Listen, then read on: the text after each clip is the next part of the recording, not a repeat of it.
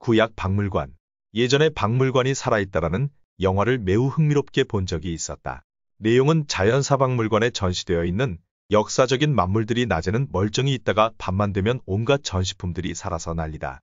공룡이 뛰어다니고 원시인이 살아 움직이고 미국 서부활극이 벌어지고 로마 병사들이 활을 겨누고 온갖 만물들이 움직이니 얼마나 흥미로운지 대단히 만족을 주는 영화였다. 물론 말도 안 되는 이야기이지만 상상력으로는 얼마든지 가능한 밤마다 살아나는 박물관은 흥행에 성공했다. 그럼 이 내용과 성경의 구약과는 과연 무슨 상관이 있을까? 결론적으로 관계가 많다. 구약은 39개의 박물관으로 구성되어 있으며 살아있는 박물관으로서 세계 최대, 최고이다. 성경을 본격적으로 대한 지 3년이 지나간다. 성경은 노년이 시작되는 나에게 참으로 엄청난 파동을 주었다.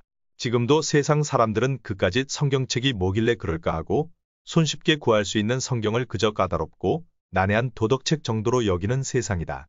과연 그럴까? 답은 노이다. 성경 속의 말씀들은 생명이 있어 움직인다는 표현이 맞다.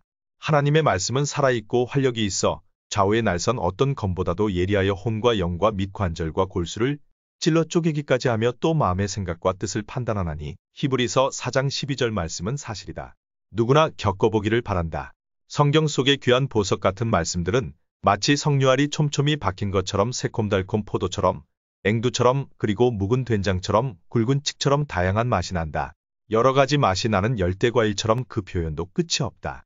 그러나 말씀에 좀 더 호기심을 가지고 이해하게 되면 어느새 구약시대의 사람으로 바뀌게 된다. 마치 진짜 살아 움직이는 박물관의 전시품처럼 우리들의 생각에 임팩트를 가한다.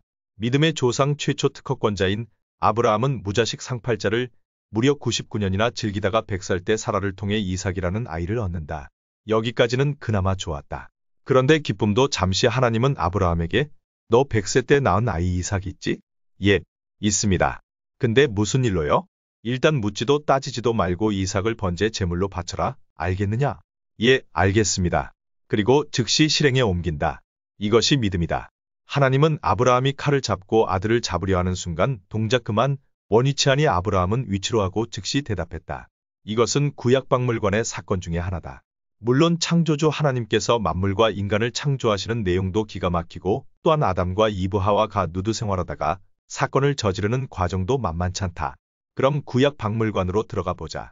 힘이 장사였던 삼손은 나시린으로 하나님의 특별한 은총을 입고 태어났으나 타락하여 블레셋 여자들과의 음란에 빠져 이용당하다 결국 눈이 뽑힌다. 힘을 다시 회복한 삼손은 그들을 신전으로 이끌어 방백들과 함께 자폭함으로써 하나님의 체면을 겨우 회복한다. 엘리야가 갈멜산에서 바알과 아세라의 선지자들과 850대 1의 맞짱 승리 후에 이세벨을 피해 도망한 엘리야는 로뎀 나무 아래에 앉아서 우울증에 걸려 주님에게 죽여달라고 기도하는 모습, 하나님께서 어린 사무엘을 부르니 사무엘이 내가 여기 있나이다 하고 엘리 제사장에게 가서 저 불렀어요 하고 얘기하니 아니다. 누워 자라한다. 에스더의 용기로 간교한 하만이 모르드게를 장대에 매달려고 치밀한 계획 수립, 성공 바로 직전에 자신이 만든 장대에 매달린 하만의 기막힌 자폭 작전, 자신이 만든 금 신상에 절하지 않는다고 느부갓네살이 분이 가득하여 다니엘의 세 친구인 사드락과 메삭과 아벳느고를 결박하여 극렬히 타는 풀무불 가운데에 던졌더라. 그런데 네 사람이 불 가운데로 다니는데 머리털 하나 상하지도 아니하였고 그 넷째의 모양은 신들의 아들과 같도다. 양치기 소년 다윗이 블레셋의 거인 골리앗 장군과 맞짱을 떠서 이겼다. 짐승들을 물리칠 때 던지는 물맷돌로 골리앗의 이마명 중 거구가 쓰러진다. 이 틈을 타서 다윗은 골리앗의 칼을 빼서 골리앗의 목을 자른다. 왕이 명령함에 다니엘을 끌어다가 사자굴에 던져 넣는지라. 이튿날에 왕이 새벽에 일어나 급히 사자굴로 가서 다니엘을 부르니 다니엘이 살아있다. 하나님께서 사자 입을 봉했다.